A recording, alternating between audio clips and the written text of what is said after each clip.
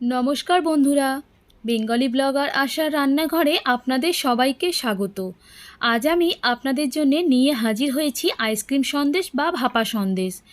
এই আইসক্রিম সন্দেশ বা ভাপা সন্দেশ কলকাতায় খুব ভালো মতো প্রচলন রয়েছে। এটি খুব কম সময়ে কম উপকরণ দিয়ে বাড়িতে চটজলদি তৈরি করে ফেলা যায়। আসুন দেখে নেওয়া যাক আমি এই ভাপা সন্দেশটি কিভাবে তৈরি করেছি। এই সন্দেশটি আমি আমার মতো করে বানিয়েছি। ভিডিওটি পুরোটা দেখার জন্য সকল বন্ধুদের কাছে অনুরোধ রইল। আপনারা দেখুন, আপনাদের ভালো লাগবে। ভালো লাগলে অবশ্যই আপনারা বাড়িতে এই রেসিপিটা ট্রাই করে আমাকে কমেন্ট করে জানাবেন। ভাপা সন্দেশ বা আইসক্রিম সন্দেশ বানাবার জন্যে আমি এখানে 1.5 লিটার মতো টোন্ড মিল্ক নিয়েছি। আপনারা চাইলে ফুল ক্রিম দুধও ব্যবহার করতে পারেন। দুধটা ভালো মতো ফুটিয়ে নিয়েছি 5 থেকে 10 মিনিট। তার মধ্যে 1 কাপ পরিমাণে টক দই দিয়ে আমি ছানা কাটিয়ে নিলাম। গ্যাসের ফ্লেমটা এই সময় পুরোপুরি বন্ধ করে দেব। যখন আমি টক দইটা ছানার মধ্যে মেশাবো, গ্যাস থেকে নামিয়ে নিয়ে তবেই আমি ছানাটা কাটাবো। এবারে টক দইটাকে ভালো মতো এইভাবে নাড়তে নাড়তে মিশিয়ে দিয়েছি। মিশিয়ে দেওয়াতে একদিকে ছানা একদিকে জল আস্তে আস্তে আলাদা হয়ে যাচ্ছে। সবসময় আপনারা চেষ্টা করবেন গ্যাসের ফ্লেম বন্ধ করে বা গ্যাস থেকে নামিয়ে নিয়ে ভিনিগার বা ছানা কাটার পাউডার বা লেবুর রস দিয়ে ছানা কাটাবার জন্যে। তাতে কি হয়, ছানাটা খুব সফট হয় এবং ছানাটা খুব ভালো তৈরি হয়। এবারে আমি ছানাটার জলটা ঝরিয়ে নেব। একটা স্ট্রেনার নিয়েছি, একটা গামলার মধ্যে বসিয়ে তার উপর দিয়ে একটা সাদা কাপড় দিয়ে আমি ছানার জলটা ঝরিয়ে নিলাম। যে পাত্রের মধ্যে আমি ছানা কাটিয়েছিলাম তার মধ্যে আরও একটু নর্মাল টেম্পারেচারে জল দিয়ে ছানাটা হালকা করে ধুয়ে নেব। যেহেতু আমি এখানে টক দই দিয়ে ছানা কাটিয়েছি তার জন্যে খুব একটা বেশি ধোয়ার প্রয়োজন নেই। যদি আপনারা ভিনিগার বা ছানা কাটার পাউডার বা লেবুর রস দিয়ে কাটান তাহলে ছানাটা একটু ধুয়ে নিলে ভালো হয়। এইভাবে 15 থেকে 20 মিনিট স্ট্রেনারের মধ্যে রেখে দিয়েছিলাম। যতটা জল ঝরে যাওয়া ঝরে গেছে। এবার হাত দিয়ে আমি চিপে বাকি জলটা বের করে দিলাম। খুব একটা বেশি চিপে জল বের করব না, তাহলে ছানাটা ড্রাই হয়ে যাবে। হালকা একটু চেপে জলটা বের করে দিলাম। ছানাটা আমি একটা প্লেটের মধ্যে নিয়েছি। দেখুন খুব সুন্দর সফট ছানা আমার রেডি হয়ে গেছে। আমি এই যে ছানাটা তৈরি করেছি, যে কোনো মিষ্টি তৈরি করার জন্যে এই ছানাটা একদম পারফেক্ট। আপনারা ঠিক এইভাবেই তৈরি করবেন। ছানাটা এবারে একটি মিক্সার জারের মধ্যে নিয়ে নিলাম। এর মধ্যে এবারে দিয়ে দেব 4 টেবিল চামচ মতো গুঁড়ো করা চিনি। আপনারা চেষ্টা করবেন এই আইসক্রিম সন্দেশ বা ভাপা সন্দেশ বানিয়ে নেওয়ার জন্যে গুঁড়ো চিনি ব্যবহার করার। যদি গুঁড়ো চিনি না থাকে যে কোনো নর্মাল চিনি নিয়ে মিক্সার গ্রাইন্ডারে গুঁড়ো করে নেবেন। আমি এখানে আমার স্বাদ অনুযায়ী চিনি ব্যবহার করেছি। আমি যতটা ছানা ব্যবহার করেছি সেই হিসাবেই আমি এখানে চিনি দিলাম। আপনারা পরিমাণটা একটু বুঝে ব্যবহার করবেন।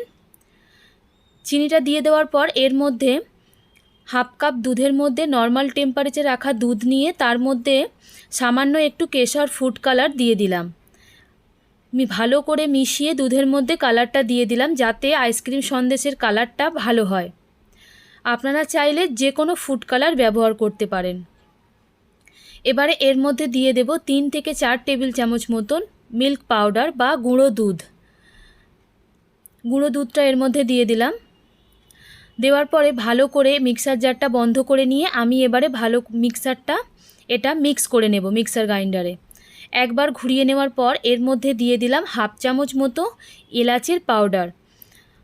ভালো মতো ছানাটা আমি এবারে পেস্ট করে নিয়েছি। দেখুন এই রকম ব্যাটার আমি তৈরি করব বা এই রকম মিক্সার তৈরি হবে, খুব স্মুথ ব্যাটার তৈরি হবে।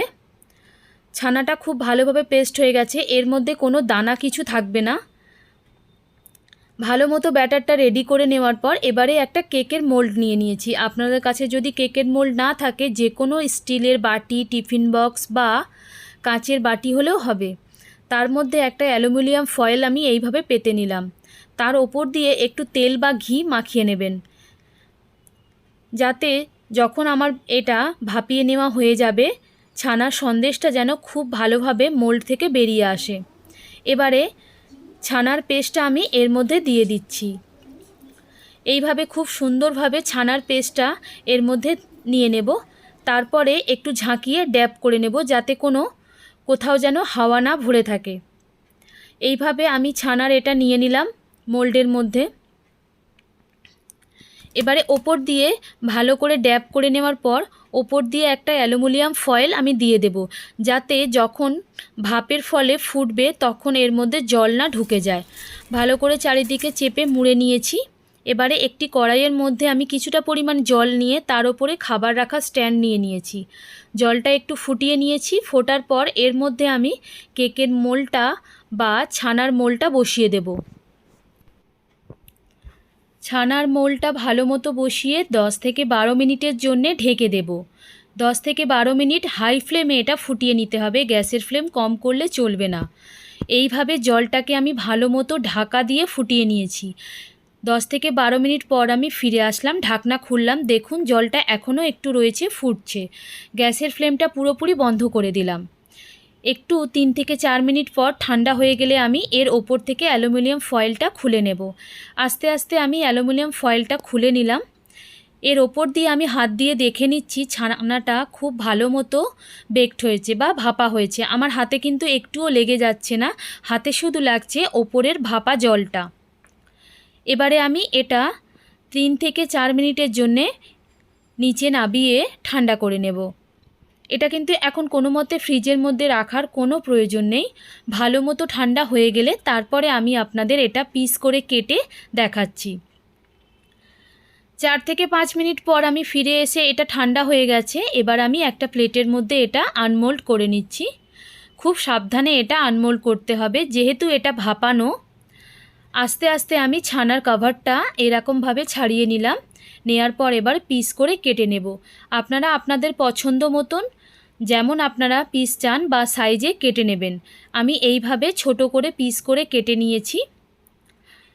আমার রেডি হয়ে গেছে ছানার সন্দেশ বা আইসক্রিম সন্দেশ।